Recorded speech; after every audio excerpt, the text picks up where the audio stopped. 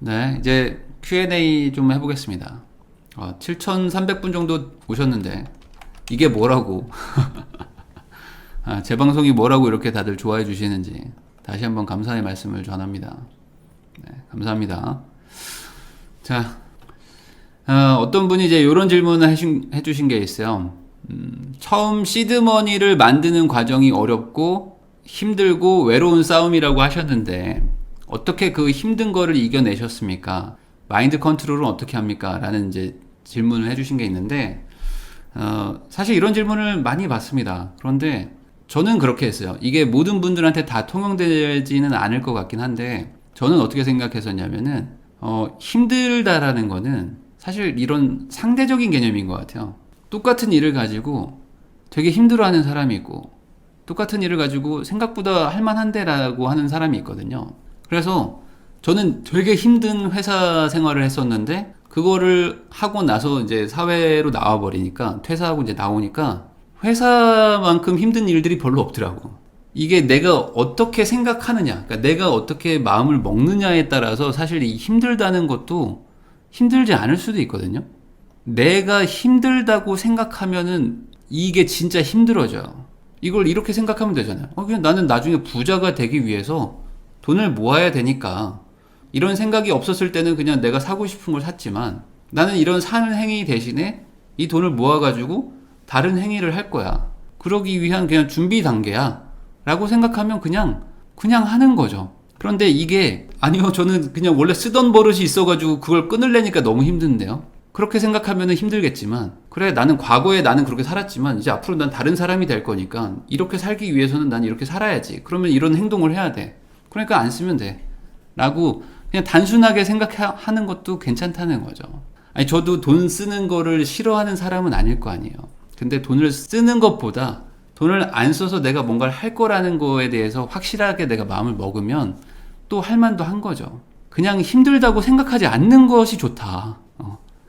이걸 힘들다고 생각한다는 것도 사실 내 마음인 거고 그냥 할만한데 라고 생각하는 것도 내 마음이다. 이게 저는 너무 어려워요. 저는 맨날 요요 현상으로 돌아가더라고요. 라고 얘기를 하면 내가 마음을 안 먹은 것 뿐인 거고 진지하게 고민해서 마음을 한번 먹어보세요. 난 부자 될 거야. 그래, 난 부자 될 거니까 돈 안 쓸 거야. 그러면 생각보다 안 힘듭니다. 왜냐면 난 목표가 명확하니까. 자, 두 번째입니다. 자본주의를 살면서 많은 소비의 유혹이 있는데 어떻게 이겨내셨나요? 네, 같은 거죠. 근데 저는 이런 건 있는 것 같아요. 요 질문을 제가 따로 뺀 이유는 방금 첫 번째 질문과 이어지는 건데 저도 무조건 안 쓰진 않았습니다. 쓰긴 썼어요. 근데 그 썼다는 거의 의미가 여러분들과는 조금 다를 수가 있습니다. 많은 분들은 내가 정해놓은 이 목표가 있어요. 그리고 이거를 초과하면서 씁니다. 무슨 소리냐면 내가 다이어트를 하는데 오늘은 제가 하루에 2끼만 먹고요. 딱 뭐 칼로리는 2000칼로리만 딱 먹기로 마음을 먹었습니다. 라고 했는데 밤에 배달의 민족에 막 야식에 술에 막 먹어버린 거야. 그러면서 막 4500칼로리를 먹어버렸어. 그리고 나서 오늘 다이어트 망쳤어요. 막 이렇게 생각해요. 근데 저는 어떻게 했냐면 저는 2000만 만약에 먹기로 마음을 먹었으면은 오늘은 내가 뭔가를 너무 스트레스가 쌓여. 그래서 뭔가를 막 풀어버리고 싶어. 뭔가 막 치킨 먹고 싶어. 그럼 어떻게 했냐면 아예 한 끼도 안 먹어. 아예 한 끼도 안 먹고 뭐 밤에 그냥 치킨을 먹은 거예요. 그러니까 결론적으로는 2000칼로리만 먹는 건데 일탈을 할 수는 있는 거죠. 이걸 저는 재테크해서 어떻게 했냐면 저는 저축을 70% 이상 하는 사람이고 그 회사 다닐 때 혼자 살 때는 90%를 저축했습니다. 그때는 정말 돈을 극도로 안 쓰던 시기였어요. 그때 제가 뭘 했냐면은 저 기타를 배웠습니다. 기타. 하도 막 너무 스트레스가 너무 심각하니까 미칠 것 같은 거야. 소비를 안 하고 그리고 뭐 사람도 안 만나고 회사는 맨날 야근하고 막 주 6일 일하고 막 주말에 막 하루 잠깐 쉬는데 이거 어떡하지? 이거 답이 없는데 막 저도 모르게 막 이게 사람이니까 아무리 내가 목표가 명확해도 힘듦이 오잖아요. 이걸 뭘로 풀지? 라고 생각해서 저는 이제 기타 학원을 등록했거든요. 뭐 한 달, 두 달밖에 안 했습니다. 근데 그 돈을 제가 생활비로 잡은 10%를 초과해서 한 게 아니고 그 생활비를 더 줄였어. 여러분들이 들으면 이해가 안 되실 거예요. 친구를 한 번 더 안 만나야 되겠다. 그래가지고 요걸 빼고 집에 있어. 집에 있습니다. 집에 있고 아니면 뭐 부동산 뭐 공부 이런 거래. 그러면서 평일에 기타를 한 번 쳤어요. 그리고 기타를 샀어. 기타가 그때 40 몇만 원인가 그랬거든요. 이거를 샀으니까 나는 한 6개월 정도를 기준으로 해서 한 달에 한 7, 8만 원을 더 아껴야겠다. 그래서 더 아껴. 더 아낀 거예요. 더 아끼고 차라리 이걸로 풀어야겠다. 기타로. 뭐 그런 식으로 소비를 했었죠. 그러니까 여러분들도 뭐 이게 되는지 안 되는지는 저도 모르겠지만 저는 그렇게 했다. 그래서 나의 기준을 초과하면서 저 망했어요 이렇게 하지 마시고 이 기준 안에서 일탈을 한번 해보세요. 안에서 일탈을. 뭐 일탈이 대단한 건 아니고 뭐 음식일 수도 있고 아니면 어떤 여행일 수도 있고 뭐 알 수 없잖아요. 그거는 각자 다르지만 본인이 나는 이걸 하면 스트레스가 좀 풀려 라는 게 있다면 그거를 위한 별도의 금액을 좀 떼는 것도 필요하다. 그 예산 안에서. 그러면 조금 버티기 좀 좋을 겁니다. 경조사도 가지 말아야 돼요. 경조사도 좀 줄여. 조사는 가고 경사는 좀 줄이세요. 아니면은 미안하다라고 하면서 나중에 뭐 보답을 하시든지요.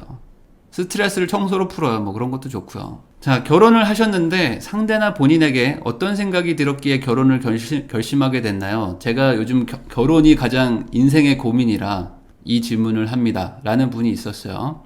우선은 결혼을 하는 분들이 그냥 때가 돼서 하는 분들이 너무 많은데 그렇기보다는 저는 결혼도 약간 좀 어찌 보면 좀 이렇게 능동적으로 해야 된다고 생각하는 사람이에요. 저는 한 33살에 결혼할 거예요 라고 말하는 분들이 저는 잘못됐다고 봅니다. 좋은 사람을 만나서 빨리 결혼할 거예요 라는 게 정답인 거지 33살에 좋은 사람을 만날 거란 보장은 어디에도 없거든요. 나이가 어느 정도 이제 취업을 어느 정도 하셨다든지 아니면 취업이 어느 정도 가능성이 보이는 상황이라면 결혼을 준비를 하셔야 되는 거고 그게 몇 년 뒤고 이게 아니고 가능한 한 빨리가 되겠죠. 물론 가능한 한 빨리 결혼할 만한 사람을 만났는데 서로 합의하에 조금 뭐 결혼을 합의하에 늦추는 건 괜찮지만 단순히 저는 뭐 35쯤에 결혼하려고요 라고 생각하면은 그쯤 가면은 또 생각보다 결혼할 만한 사람이 없어. 이미 다 결혼해서 없어졌거든요. 결혼은 정말 최대한 빨리 할 수 있으면 하는 게 좋다. 그리고 그렇게 하기 위해서 되게 노력을 많이 하셔야 되는데 그 결혼이라는 게 단순히 그냥 여자와 남자의 만남은 아니고 제가 영상도 몇 개 올려놨으니까 한번 보시면 좋은데 내가 가고 싶은 어떤 방향이 있을 거야. 내가 가고 싶은 어떤 길이 있을 거야. 그러면 그 길을 같이 갈 수 있는 사람을 만나야 돼요. 그런데 그 길을 본인도 몰라. 대부분 사람들이 별로 그렇게 내 미래를 고민 안 하고 삽니다. 그러니까 그냥 직장을 얻으면 그냥 여기서 정년퇴직해야지. 엄마 아빠가 맨날 결혼해라. 너 언제 결혼하냐. 이제 직장도 얻었는데 결혼해야지. 맨날 이렇게 다그치니까 그래 그럼 결혼 한번 해야지. 그러면 누구 만나냐? 뭐 소개팅 할까? 근데 소개팅 했는데 또 나쁘지 않은 사람이 또 나타났어. 그럼 이 사람이 나랑 어떤 같은 길을 갈 사람인지 뭐 이런 걸 따지진 않고 그냥 나이가 맞으니까 결혼하자. 뭐 이런 식으로 해서 결혼했다가 후회하는 분들도 되게 많거든요. 그래서 우선 본인이 결혼을 떠나서 내가 어떻게 살고 싶은가에 대해서 명확하게 한번 생각을 해보세요. 그리고 나면 조금 보일 겁니다. 내가 이 길을 살고 싶은데 이 길을 같이 갈 수 있는 남자, 여자를 만나고 싶다는 생각이 드실 거예요. 그럼 그런 사람들을 어디 가서 만나지? 라는 걸로 이제 질문이 좀 진화가 되겠죠. 그러면 난 뭘 해야 되지? 라는 행동도 나올 겁니다. 그럼 그런 데 가서 어떤 사람들을 만났을 때 한 번에 좋은 사람을 못 만날 수도 있겠지만 계속 노력을 해야 됩니다. 왜냐면 좋은 사람은 정말 숨겨져 있거든요. 좋은 사람들이 그냥 드러나 있지 않아요. 왜냐면 좋은 사람이 그렇게 드러나 있으면 다 남자친구, 여자친구가 있단 말이에요. 그러니까 나도 많은 노력을 하면서 좋은 사람들과 계속 관계도 유지하고 그리고 내가 좋은 사람이 돼야 돼요. 내가 좋은 사람이 되고 내가 확실한 길이 있는 사람이라면 여자든 남자든 분명히 그 사람도 자기와 같은 길을 가고 싶은 사람을 찾고 있기 때문에 서로 간절히 원하면 만나게 됩니다. 그런데 많은 분들이 내가 간절히 원하는 게 뭔지를 모르니까 결혼할 사람을 못 찾는 거예요. 라고 저는 생각을 합니다. 이게 도움이 되셨으면 좋겠네요. 좋은 사람인 줄 알았죠. 네. 그러니까 본인이 어떤 길을 잘못 생각했던 거지. 나는 이런 길을 가고 싶은 줄 알았는데 알고 봤더니 이 길을 원하는 사람이었어요. 그러면 큰일 납니다.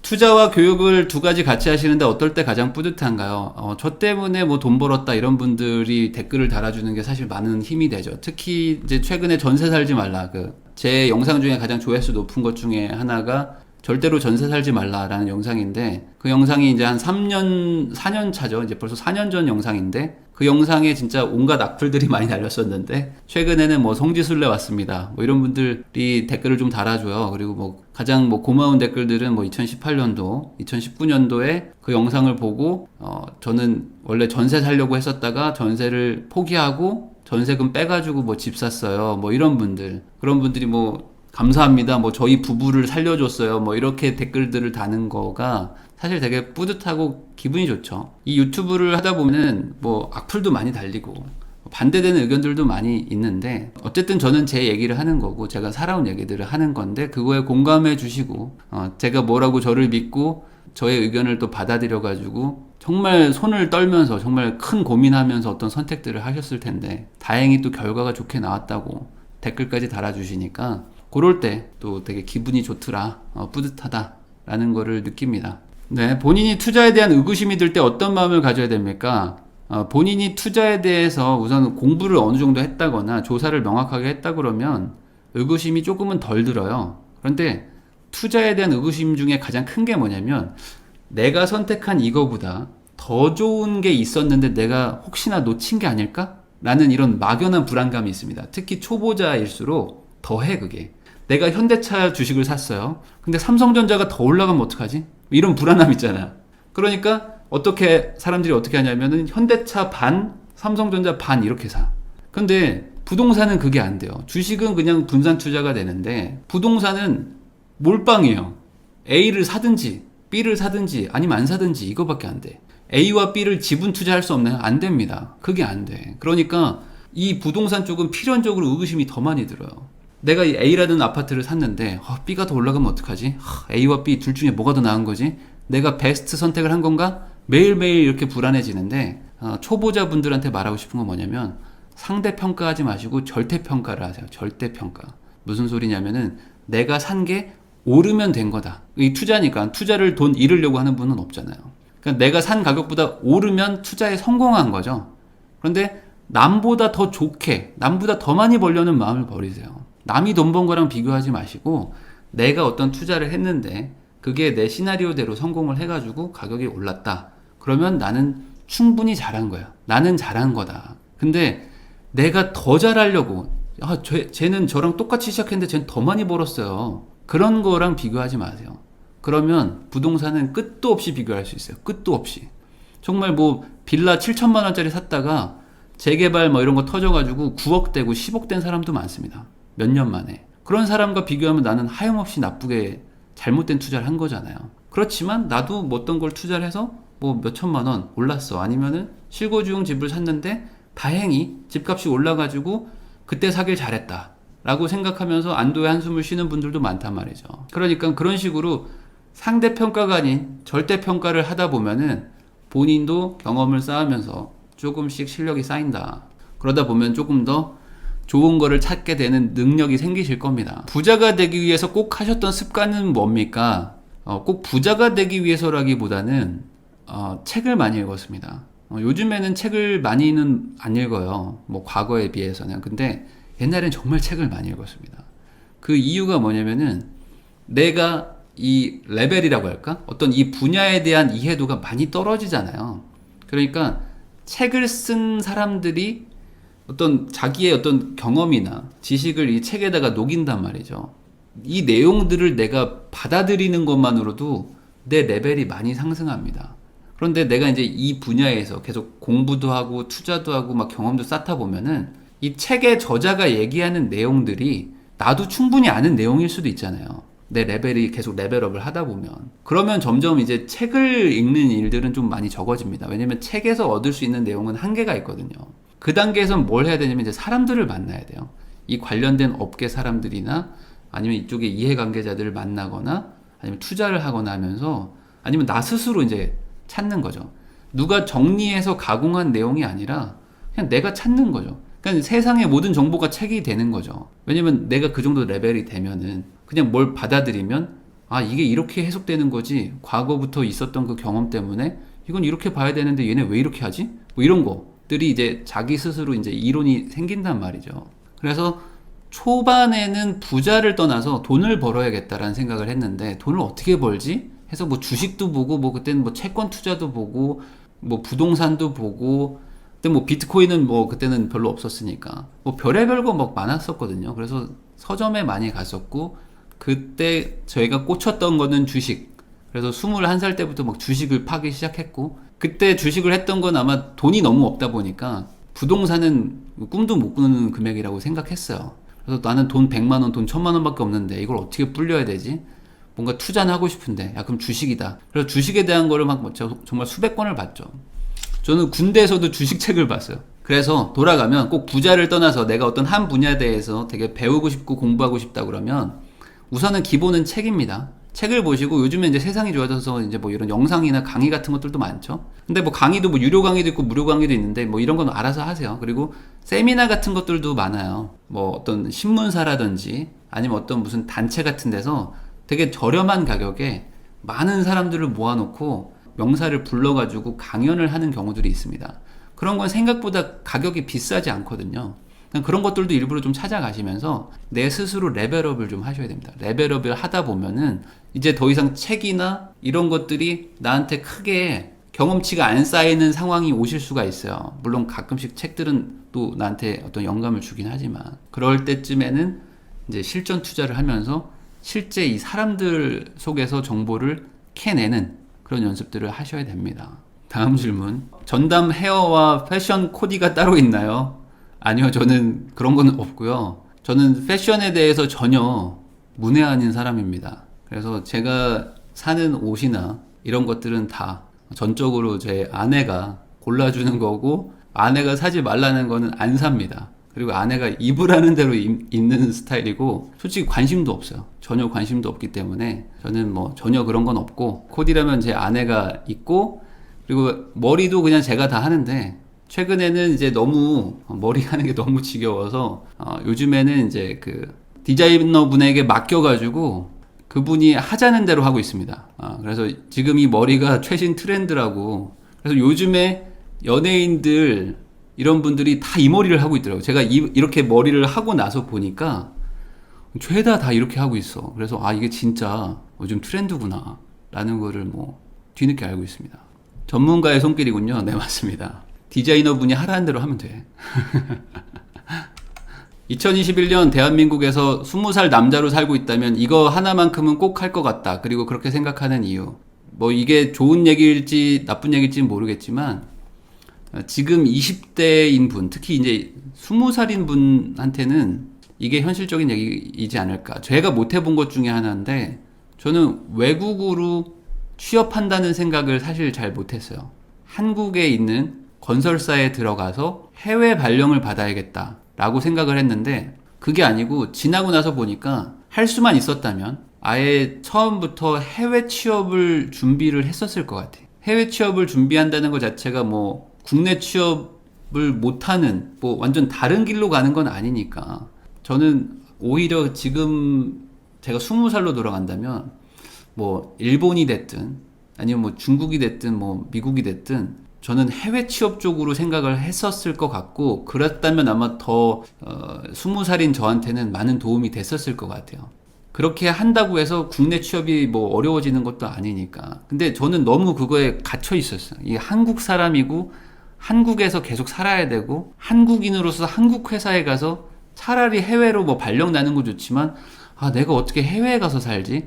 라는 생각을 마음속엔 갖고 있었거든요. 지금 20살인 분들은 어차피 내가 뭐 포텐셜은 계속 있는 거니까 그럼 굳이 뭐 한국에서 할 필요가 있는가? 한국의 취업이 뭐 잘 되는 것도 아니고 그리고 한국이 앞으로 미래 상황이 아주 밝은 상황도 아니죠. 취업이 앞으로 뭐 갑자기 극적으로 잘 될 그럴 나라가 아니니까 이미 성장은 끝난 나라잖아요. 여기서 성장은 천천히 되는 선진국의 반열에 들어온 지 좀 됐으니까 오히려 기회는 외국에 있는 게 아닌가. 물론 다시 20살로 돌아간다고 해서 제가 해외 취업을 할 수 있냐? 이건 별도의 얘기입니다. 뭐 안 될 수도 있겠죠. 그렇지만 저는 아예 그 분야에 대해서 아예 귀를 닫고 눈을 막고 있었어요. 뭐 해외 연수를 가고 이런 건 있었지만 갔다가 돌아오려고 생각했었지 한번 가볼까? 라는 생각 자체를 못했던 게 너무 아쉬워요. 앞으로 유튜브의 방향은 무엇인가요? 이런 질문들도 많이 물어보시더라고요. 요즘에 뭐 인터뷰든 뭐 어디 나가면은 많은 분들이 저한테 물어보시는 것 중에 하나인데, 사실 이 유튜브는 그냥 제가 하고 싶은 얘기를 하려고 시작을 했었던 거고, 제가 회사를 다니면서 이제 어쨌든 투자를 통해서 퇴사를 했기 때문에, 그리고 그렇게 하고 싶은 사람들이 엄청나게 많다는 건 제가 회사 생활하면서 많이 느꼈거든요. 나도 회사를 퇴사를 했으니까 그러면 나처럼 이렇게 회사 퇴사하고 싶은 사람들, 회사 다니는 게 너무 힘든 사람들, 회사 다니는 게 좋은 사람들은 뭐 다른 길을 가는 거고, 회사 다니는 게 너무 힘든데 돈 때문에 회사를 다닐 수밖에 없는 분들이 뭔가 다른 대안이 있지 않을까 해서 제가 했던 일들을 이제 경험을 얘기했던 건데, 이 부분을 가지고 저는 이제 재테크로 풀었던 거죠. 근데 지금은 사실 집값도 많이 오르고 자산 가격도 많이 올라서 이 돈이 불어나는 속도 대비 이 연봉의 상승률이 너무 낮아요. 너무 낮고 이건 앞으로 점점 더 심화가 될 거예요. 그래서 지금 제 생각은 이 우선 취업도 잘 안 되는 세상에서, 그리고 취업한다고 저축도 쉽지 않죠. 이제 물가도 높아지고 소비 수준이 높아져 버렸으니까. 그럼 이 상황에서 연봉 상승률도 높지 않은데 자산 가치의 상승은 막 높아지고 점점 격차는 벌어지는데, 그러니까 과거에 나보다 지금 더 상황이 안 좋아졌는데 지금 이 사람들은 그러면 어떻게 해결을 하느냐? 이게 단순히 재테크로만 되느냐? 라는 거에 대해서는 저도 고민이 있어요. 뭐 돈이 있어야지 재테크를 하지. 돈이 없는데. 그래서 앞으로 제가 유튜브를 좀 방향을 좀 확장을 한다고 하면은 좀 돈 버는 법에 대해서 조금 더 얘기를 좀 했으면 싶은 게 있어요. 뭐 사업이 됐든 뭐 부업이 됐든. 그리고 부동산 가격도 이제 많이 올랐으니까 뭐 조금 더 다른 이제 투자처들이 많이 나왔죠. 그런 것들도 좀 다룰 수 있으면 좋지 않을까 라는 정도의 생각은 하고 있습니다. 부동산 투자로 부자 되는 길 끊어졌나요? 아니요. 그 정도는 아닙니다. 왜냐면 제가 투자할 때도 부동산은 끝났다고 그랬거든. 98년도에도 부동산은 끝났다고 그랬고, 2000년 초반에도 부동산은 끝났다고 그랬고, 2010년에도 부동산은 끝났다고 그랬거든요. 이따가 얘기할 수도 있겠지만 제가 투자 시작할 때 다 뜯어 말렸습니다. 정말 다 뜯어 말렸어. 지금도 뜯어 말리죠. 언제나 뜯어 말려. 언제나 뜯어 말립니다. 욜로족과 소확행에 대해서 어떻게 생각하세요? 우선은 욜로족이라는 거에 대해서 워낙에 부정적인 좀 이미지가 많이 생기긴 했는데, 뭐 인생을 즐기면서 사는 거라는 거에 대해서 저는 나쁘다고 생각은 안 합니다. 그 인생을 즐기는 건 당연히 인간이 해야 될 뭐 목적 중에 하나니까. 근데 저는 요즘에 이 욜로와 소확행이 약간 좀 잘못된 의미로 변질된 게 아닌가 싶은 부분이 있는 게 뭐냐면, 이제 어차피 우리의 남은 미래는 끝났어. 나는 어차피 부자 안 될 거고, 야, 저 결혼도 못 해. 집도 못 얻어. 어차피 내 인생은 망했어. 이생망이야. 그러니까 난 욜로 할 거야. 라는 이 사회에 대한 불만이 반감으로 나오는 게 소확행과 욜로족인 것 같아가지고, 이건 다른 거거든요. 인생을 즐기면서 사세요라는 거는 그건 당연히 좋은 거죠. 부자든 가난한 사람이든 인생을 즐기면서 사는 건 좋은 겁니다. 그렇지만 난 어차피 부자 못 될 거야. 난 어차피 인생 남들처럼 뭐 평균 이상 못 가. 그러니까 아이 됐어. 다 때려쳐. 그리고 나는 그냥 욜로로 간다. 이럴 거면 그냥 소확행으로 간다. 하면서 소비로 가는 거는 저는 잘못됐다고 생각하는 사람입니다. 그런 방향으로 간 분들에 대해서 말하는 거예요. 이 방향으로 간 거는 본인이 본인을 포기해버린 거잖아요. 나는 더 잘 될 수도 있을 사람이고 내가 노력을 하면 어떻게 길이 바뀔 수도 있는 사람인데, 에이 놔버려 하고 본인이 본인을 포기해버렸는데 남이 나를 바꿔줄 수 있겠습니까? 그러니까 저는 포기하지는 말라. 포기하지 말라. 아까 제가 말했던 거랑 똑같은 것 같아. 우리나라가 어차피 희망이 없으면 해외에 가서 취업을 하시든지 해외로 가든지 해서 방법을 찾아야 되는 거지. 야, 어차피 인생 망했는데 뭐 있냐? 야, BMW 뽑자. 3 시리즈 뽑아. 그래가지고 막 할부 막 허덕허덕 하면서 내가지고 6개월도 못 해가지고 보배드림 SK 엔카에 팔아버리는 이런 인생을 사는 게, 저는 아직은 그렇게 가지 않으셨으면 좋겠어요. 포기하지 말라. 본인을 포기하지 마세요. 할 수 있습니다. 왜 못해요? 그러니까 본인이 본인을 포기했는데 남이 나를 구원해주는 일은 없으니까 나를 스스로 믿고 한번 노력해보자. 최대한. 그러면 뭔가 길이 보이지 않겠는가 라는 말을 하고 싶네요. 이거 완전 꼰대 멘트 아니에요? 저도 이제 40대가 제 코앞이다 보니까 점점 꼰대 멘트들이 머릿속에서 나옵니다. 평소에 스트레스 해소는 어떻게 하세요? 사실 저는 스트레스를 그렇게 많이 안 받는 편입니다. 왜 그러냐면 전 되게 무딘 성격이에요. 그리고 스트레스는 회사 때 많이 받은 것 같아. 이미 회사 때 충분히 많이 받았어. 회사 때 너무 극심한 스트레스 속에서 몇 년을 살다 보니까 지금은 약간 그 해탈한 상태인 것 같습니다. 회사 때 정말 어느 정도였냐면 정말 심각했어요. 정말 심각해가지고 진짜 극단적인 선택을 할까. 그게 저는 제가 이런 말 하면 너무 좀 죄송스러운 말일 수도 있지만 진짜 그 마음이 어떤 건지 압니다. 이게 뭐 어떤 그 정상적인 판단이 되는 게 아니고 너무 힘드니까 그냥 이거는 놔버리고 싶다 라는 생각을 한 적이 많았거든요. 물론 실제로 시도하거나 그러진 못했지만 못했대. 못했다라고 하니까 이상하네. 물론 실제로 시도하지는 않았지만 그런 마음이 조금이라도 마음속에 드는 그 경험을 해본 적이 있어요. 이게 너무 스트레스가 극심하면 다 놔버리고 싶으니까.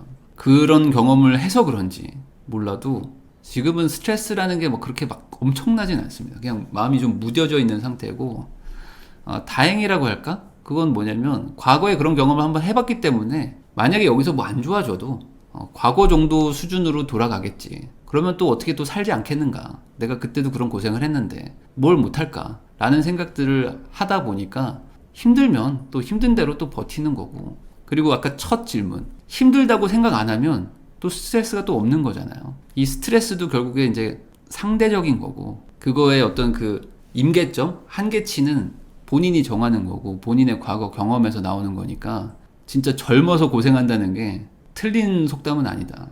조상님들이 진짜 현명하다. 젊을 때 한번 개고생을 해보면은 사람이 조금 무뎌지는 게 있다라는 생각을 합니다. 평소에 감정 변화가 별로 없는 것 같은데 멘탈 관리는 어떻게 하세요? 뭐 비슷한 질문인데 저의 멘탈을 관리해 준 거는 사실 임차인들이입니다. 제가 이제 임대 사업을 많이 했잖아요. 그리고 이제 막 임차인만 한 100 몇십 명을 제가 맞췄단 말이죠. 그러니까 온갖 사람들을 많이 만나지 않았겠습니까? 정말 다양한 사람들. 그 계약할 때는 천사였다가 나갈 때는 악마가 되는 사람들. 이런 분들을 정말 많이 만났고, 그리고 제가 조금 약간 호구 같아 보이거나 제가 조금 잘 모르면은 득달같이 나를 뜯어먹으려는 상어 같은 사람, 그런 사람들도 정말 많이 만났거든요. 그리고 나를 뒤통수 치는 중개사들, 그리고 나를 앞통수 치는 인테리어 업자들, 별의별 사람들 많이 만났습니다. 물론 그러면서 제가 헤쳐나온 거거든요. 어떤 그 멘탈이라는 부분에 대해서는 부동산 투자하는 사람들만큼 센 사람들이 없는 것 같아요. 물론 뭐 자영업자분들에 비하면 제가 멘탈이 약할 수는 있습니다. 정말 배달업 하는 자영업자분들이 멘탈이 최고 세신 것 같더라고. 그 분야에서 성공한 분이라면 정말 제가 존경할 수 있는 멘탈 분인 것 같은데, 부동산 쪽도 만만치 않거든요. 사람 상대하는 분들이 멘탈이 셀 수밖에 없고, 사람 상대하면서 힘들면 진작에 다 포기를 합니다. 다 포기를 하셔가지고 이 멘탈 관리는 그냥 부동산 업을 하다 보면은 많이 된다. 그리고 사람 상대를 많이 하다 보면은 좀 무뎌지고, 그리고 내가 너무 이득을 보려고 하지 않고, 그래 상대를 조금 이거 주고 여기서 정리하는 게 길게 보면 좋은 거다 라는 그런 생각들을 좀 갖게 돼요. 사람 상대를 하다 보면은 내가 지금 당장은 손해보는 것 같지만은 길게 보면 이게 손해가 아닌 이득이다. 내 스트레스도 줄이고 내 시간도 좀 덜 뺏기고 하니까 차라리 돈을 준다, 뭐 뭘 해준다, 별점을 1점 남긴 사람한테 감사합니다, 더 열심히 노력하겠습니다 라고 쓰는 그 사장님의 댓글처럼 조금 내가 이게 더 낫다라고 생각이 들고, 그런 것들이 이제 자연스럽게 멘탈에 녹아들면서 사람이 좀 성장하는 것 같아요. 그렇게 생각을 합니다. 지금 가지고 싶은 세 가지는 뭡니까? 돈, 시간, 휴식, 뭐 이렇게 보면 되겠죠. 저는 되게 회사를 그만두면서 시간이 많아지고 너무 즐겁고, 그리고 그냥 널널하게 놀면서 살아야지 라는 생각으로 시작을 했어요, 처음에. 근데 전혀 그렇지 않습니다. 회사를 나오고 나면은 또 다른 세상이 있고, 돈을 벌기 시작하면은 또 다른 세상이 있어요. 이 돈이라는 건 정말 끝이 없거든요. 그리고 돈을 벌기 위한 수단도 끝이 없습니다. 그리고 이 옥상옥이라고 해서 같은 분야에서 나보다 훨씬 더 잘하는 사람이 있고, 그리고 다른 분야이긴 하지만 나보다 훨씬 더 효율적으로 잘하는 사람들이 있어. 그러다 보면은 자기도 모르게 상대평가를 하게 됩니다. 나도 저렇게 하면 돈을 더 많이 벌 수 있을 것 같은데? 과거에 회사원이 나를 잊어. 나를 잊고 옛날에 나는 그냥 회사 월급만 벌면 충분하다 생각했는데 그 월급 이상을 벌기 시작하면은 다른 세상이 보이는 거죠. 그러면 야, 저 사람은 저렇게 하네. 이 사람은 이렇게 하네. 나도 저렇게 할 수 있는데 그럼 나도 이렇게 해볼까 하면서 다시 또 바빠집니다. 그래서 어느 순간 회사 때만큼은 아니지만 회사원처럼 열심히 사는 저를 발견하게 됩니다. 그럼 이걸 언젠가는 놔야 되는데 그 언젠가가 될지는 언젠가인 제가 결정하겠죠. 그러니까 저도 몰라. 그래서 사실 지금 가지고 싶은 게 돈, 시간, 휴식이라고 했는데 이미 다 가지고 있는 겁니다. 근데 이게 상대평가적으로 보면은 또 못 가지고 있는 거죠. 그래서 이 부분을 어느 순간에서 멈출 것이냐. 이게 제 남은 인생에 어찌 보면은 뭐 숙제 같은 거겠죠. 근데 많은 분들한테 물어봤어요. 제 주변에 뭐 부자분들이나 뭐 부자가 되고 싶은 분들이나 아니면 은퇴한 분들한테 다 물어보면은 잘 모르겠대. 자기들도 잘 모르겠대. 어느 순간 멈추긴 했는데 그러니까 여기가 맞는 시점이었는지는 잘 모르겠다. 그렇지만 어느 순간 멈추긴 해야 된다. 그래서 저도 그거에 대해서 항상 고민하고 있고요. 다만 뭐 지금 하는 일 자체가 전 되게 재밌어요. 재밌고 되게 좋고 보람도 있는 일들이어서 이거를 하고 있는 거고 계속 뭐 당분간은 이걸 하고 있지 않을까? 라는 생각을 합니다. 전 뭐 투자하는 거 좋아하고 뭐 비효율을 효율적으로 바꾸는 거 되게 좋아하고 말하는 거 좋아해서 지금 Q&A 하고 있는데 지금 몇십 분 하고 있습니까 지금? 질문 열 몇 개 가지고 지금 한 50분 떠들고 있잖아요. 그러니까 저는 뭐 이게 재밌어서 하는 것도 있습니다. 남주혁 닮았다는 얘기 많이 듣나요? 전혀 못 들었습니다. 왜 그렇게 얘기하시는 건지 모르겠어요. 남주혁은 엄청 잘생긴 사람 아니에요? 이 머리를 해서 그런 것 같아. 다시 한번 우리 디자이너님한테 감사의 말씀을 전합니다. 제가 살다 보니까 남주혁이랑 닮았다는 얘기를. 남주혁은 모델 아니에요? Q&A가 비효율적인 것 같아요. 보통 이런 이벤트 하는 분들은 Q&A 10분 안에 끝내던데 저는 지금 한 40분 떠들고 있네요. 이것도 많이 잘라낸 겁니다. 지금 질문 읽을 거 더 많았어요. 질문 한 10개 정도 더 있어요. 근데 안 했어요.